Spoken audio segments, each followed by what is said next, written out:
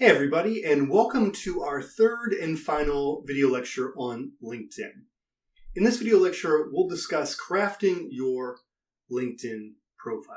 That's right, we've discussed some introductory content, we've planned our new or revised LinkedIn profile, and now we're ready to actually get into the platform and create our LinkedIn profile. More specifically, we'll discuss three main topics. First, we'll discuss how you can choose the right headshot for your LinkedIn profile. Next, we'll discuss how you can write a persuasive headline for your LinkedIn profile. And finally, we'll discuss how you can craft a compelling summary for your LinkedIn profile.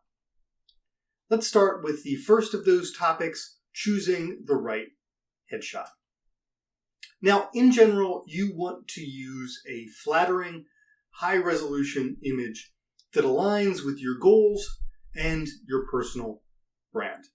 For a lot of you, that's going to mean wearing a blazer, a shirt, maybe a tie, probably in front of a somewhat blurred outdoor background. But don't feel like you need to adhere to that standard business professional headshot format dogmatically. And to illustrate the kinds of circumstances and situations in which you might depart from that formula, I've included the headshots for my own profile and that of my friend and colleague, Anthony Coleman. Now, for background and context, you should know a few things. First, you should know that Anthony and I have the exact same job title. We're both lecturers in the Management Communication Center.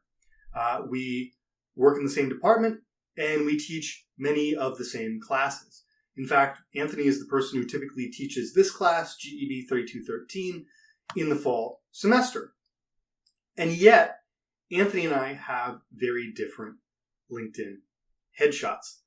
Anthony's is a much more conventional business professional headshot. He's wearing a blazer, he's wearing a shirt, he's wearing a tie, and he's in front of that blurred outdoor background. I, on the other hand, I'm wearing a shirt, a collared shirt at least, but no tie, no blazer, and it's an indoor space. It might even look like it's in a bar, because guess what? That photo was taken in a bar. And the reason that we have different kinds of headshots is because we have different kinds of goals. Anthony is trying to establish his reputation in the career coaching and career consulting space, whereas I'm mainly interested in enhancing my reputation as a writer and kind of public intellectual. And as a result, we've taken a different approach to our headshot. My headshot is designed to resonate with academics and journalists, and it therefore is intentionally informal to match my audience's culture. Anthony, on the other hand, his headshot is designed to resonate with business people in Florida who could be potential clients of his career coaching or consulting business. And he therefore strategically uses a traditional business professional headshot and UF branding to connect with his audience and establish credibility. All right? So again, this is just an example of how two people with the exact same job, but different goals for LinkedIn, can think differently about the kinds of headshots they want to use. Next, let's talk about our second topic, writing persuasive headlines. The first thing that you need to know here is that your headline is more than just your job title. Your headline ideally should describe your work. In other words, it should be a descriptive phrase that tells the reader what you do. It should ideally include keywords, and when possible, your headline should also reflect your goal, the goal of your overall LinkedIn profile. My favorite approach to the headline is the following formula. You want to begin your headline with an accessible description of your work, followed by linking words or a linking phrase, and concluding with an accomplishment or a passion or a specialization. And to see how this formula works, let's take a look at two examples. The first example is this: aspiring tax professional, passionate about facilitating tomorrow's innovations through R&D. The second example is marketing major with an interest in creating memorable branded video content. Okay. Now, once again, to see how two people in the same role can take their headlines in a very different direction, let's return to the profiles of myself and my colleague Anthony Coman. And you'll notice that both Anthony and I use that formula that we discussed on the previous slide, but we take that formula in very different directions. So my headline is Writing Professor with an Interest in Making Historical Scholarship Accessible to Non-Specialists. Whereas Anthony's headline is Writing Coach Specializing in Workplace Communication. My headline locates my job in academia, and it connects to my interest in public-facing writing. Again, this profile is all about emphasizing my experience as a writer and trying to enhance my profile as a kind of public intellectual. Whereas Anthony uses the language of consulting and focuses on workplace communication, because again, that emphasizes and connects to his goal of enhancing his profile as a career coach and consultant. Finally, let's talk about our third and final point, which is crafting compelling summaries. Now, generally speaking, your summary should top-load essential content. In other words, it should identify the most important points quickly and at the top of the summary. It should focus on results, and it should motivate action.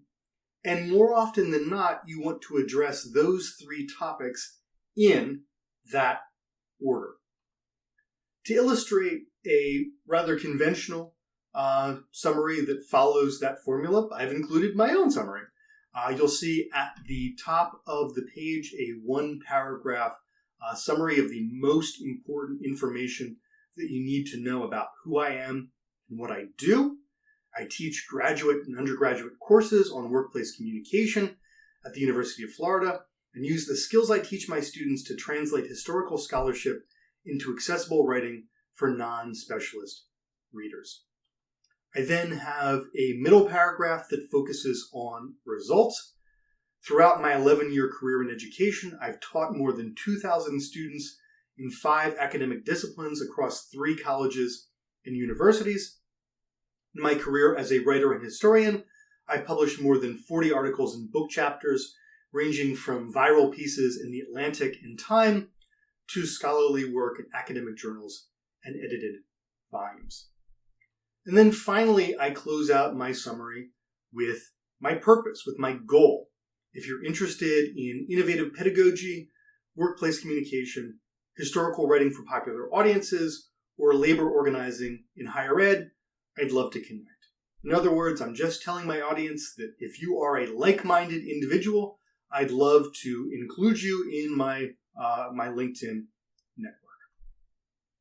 Now, that's the general structure that you want to follow. That's the kind of content that you want to follow. But let's also talk about a few additional tips.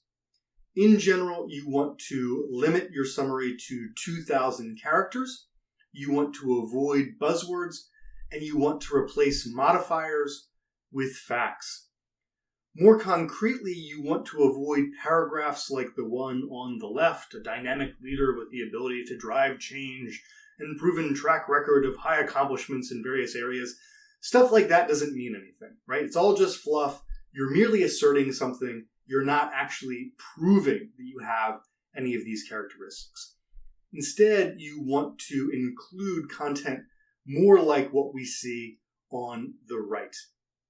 I possess 15 plus years of experience leading teams of 10 to 200 staff members and manage 30 plus projects ranging from $100,000 to $1.7 million in budget. I have 200 plus hours of presenting and training on a wide variety of subjects, including innovation, teamwork, and project management. Next tip, if you're feeling adventurous, consider telling a story. Now, this tip is not necessarily going to be applicable for many of you. It's probably most applicable for folks who are more established in their career, and particularly people who have launched a business of their own and are trying to attract either investors, workers, or customers. But nevertheless, since I know that some of you are already out there starting businesses and doing really exciting entrepreneurial stuff, I nevertheless thought it might be useful to include an example of an adventurous approach that uses storytelling. And here's an example of that. It starts in the brain, in a faint electrical impulse that then traverses a lattice of nerve cells down through the arm, where it produces, through the subtle tightening of muscles and tendons, one of the most important actions on Earth, a mouse click. Does your web content generate clicks? If not, I can help. I'm the founder of Flexor Consulting. We use the latest research in cognitive psychology, behavioral economics, and other cutting-edge academic fields to generate engagement for your business. Connect with me to learn more about the science behind Flexor and how our company can help make your business stronger. Again, not going to be a great option for many of you, but for those of you who have an entrepreneurial bent and you're exercising it either now or plan to in the future, something like this might be useful. And then lastly, as another potential possibility for how to approach your LinkedIn profile, particularly your summary, you might also consider telling viewers how you can help them. And here's a good example from someone in the real estate field that might be applicable for those of you who are looking into real estate as a future career or who have already attained a real estate license. If you or someone you know is selling their home in the San Antonio or the South Texas area, I can help. I've worked in real estate for more than 15 years, and I've advised hundreds of people on how to successfully market their homes for sale. Every potential seller can follow simple tips to get their home ready to sell. I introduce my customers to these tips, helping them make subtle changes to attract potential buyers, both online and on site. In short, I provide my customers with the expertise and experience that comes from being one of Keller Williams' leading realtors. Contact me and let's get started on attracting your first bid. And that, my friends, brings us to the end of this video lecture on crafting your LinkedIn profile. At this point, you should have all of the resources you need to plan and execute an effective LinkedIn profile. Thanks for watching this video. Thanks for watching the previous video lectures on other LinkedIn related topics. And until next time, be well.